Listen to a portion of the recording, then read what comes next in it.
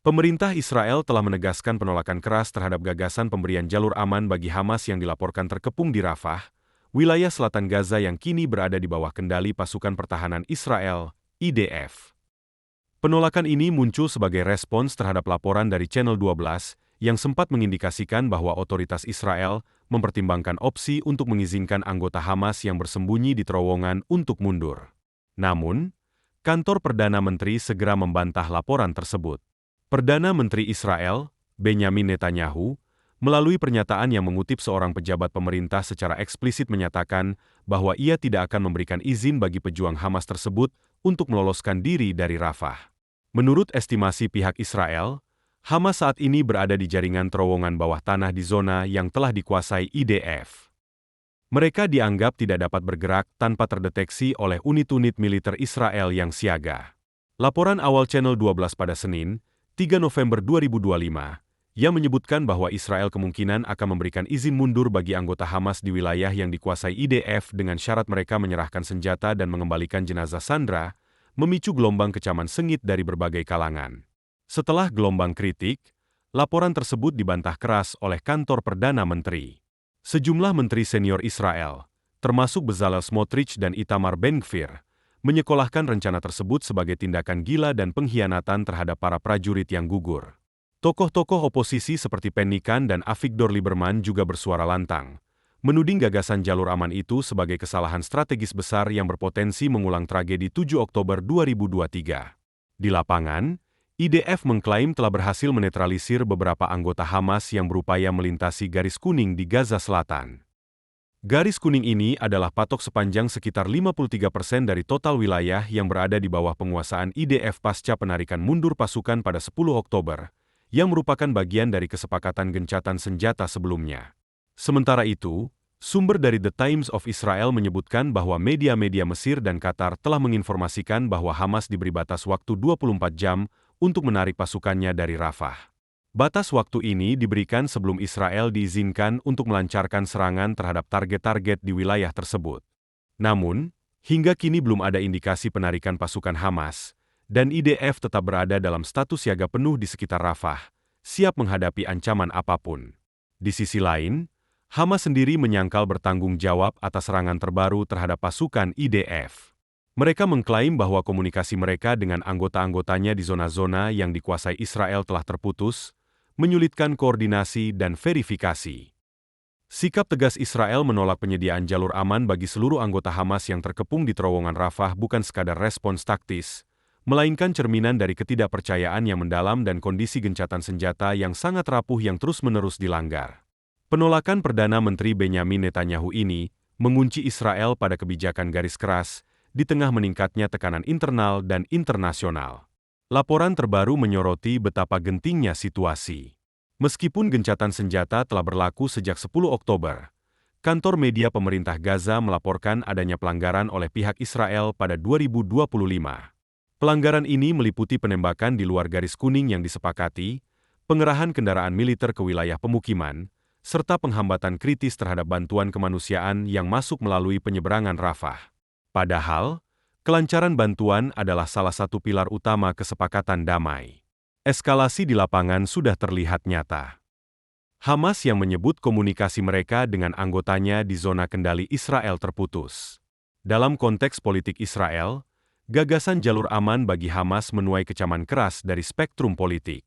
Mulai dari menteri-menteri senior seperti Smotrich dan Ben-Gvir yang menyebutnya kegilaan, hingga tokoh oposisi Kan dan Lieberman yang melihatnya sebagai kesalahan strategis yang berpotensi mengulang serangan 7 Oktober 2023.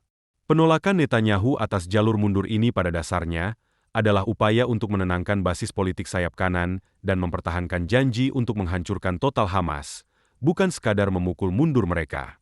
Taruhannya tinggi.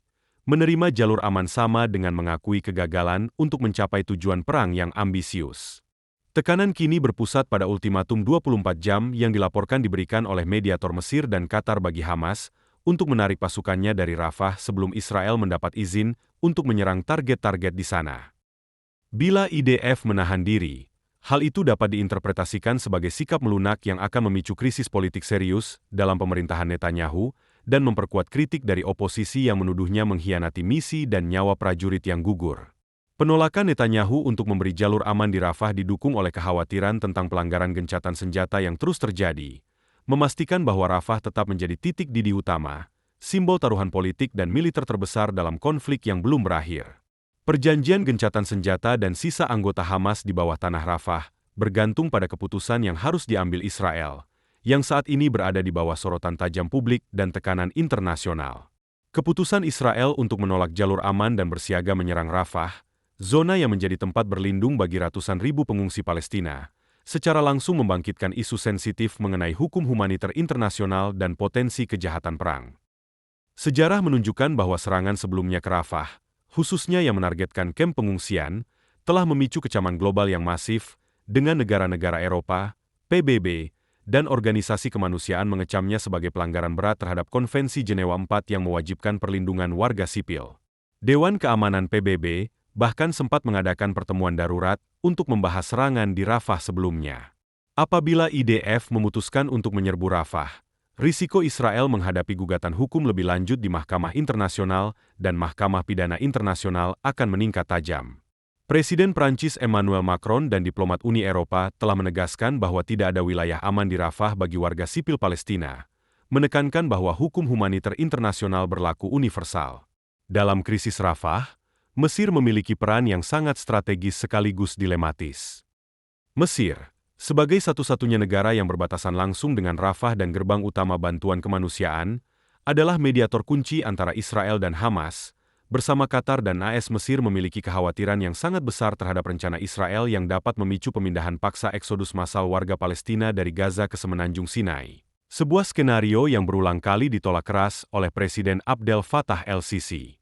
Mesir tidak akan menoleransi tekanan untuk menerima pengungsi dalam jumlah besar, karena hal ini dapat memicu ketidakstabilan domestik dan melunturkan citranya sebagai pendukung Palestina. Mesir telah menegaskan penolakannya terhadap kontrol penuh Israel terhadap perlintasan Rafah. Penutupan sepihak dan lambatnya aliran bantuan di perbatasan Rafah yang menumpuk di sisi Mesir telah memicu kemarahan publik di Mesir dan dunia. Ultimatum 24 jam yang dilaporkan oleh media Mesir dan Qatar menunjukkan betapa Mesir sangat ingin mencegah serangan militer Israel yang lebih dalam ke Rafah, yang akan menghancurkan upaya negosiasi dan stabilitas regional. Kegagalan Hamas menanggapi ultimatum tersebut memaksa Mesir memilih antara mempertahankan kedaulatan perbatasannya dan menekan Israel agar tidak melakukan serangan yang akan meningkatkan bencana kemanusiaan. Pada akhirnya, penolakan Israel untuk menyediakan jalur aman di Rafah adalah penegasan kedaulatan militer di atas pertimbangan kemanusiaan dan diplomatik. Namun, tekanan internasional, terutama dari segi hukum, dan peran Mesir sebagai tetangga yang enggan membentuk pagar penghalang yang membuat opsi serangan penuh ke Rafah menjadi keputusan dengan konsekuensi global yang tidak terduga. Terima kasih telah menonton. Jangan lupa like, komen, subscribe, dan share channel YouTube kami. Sampai jumpa.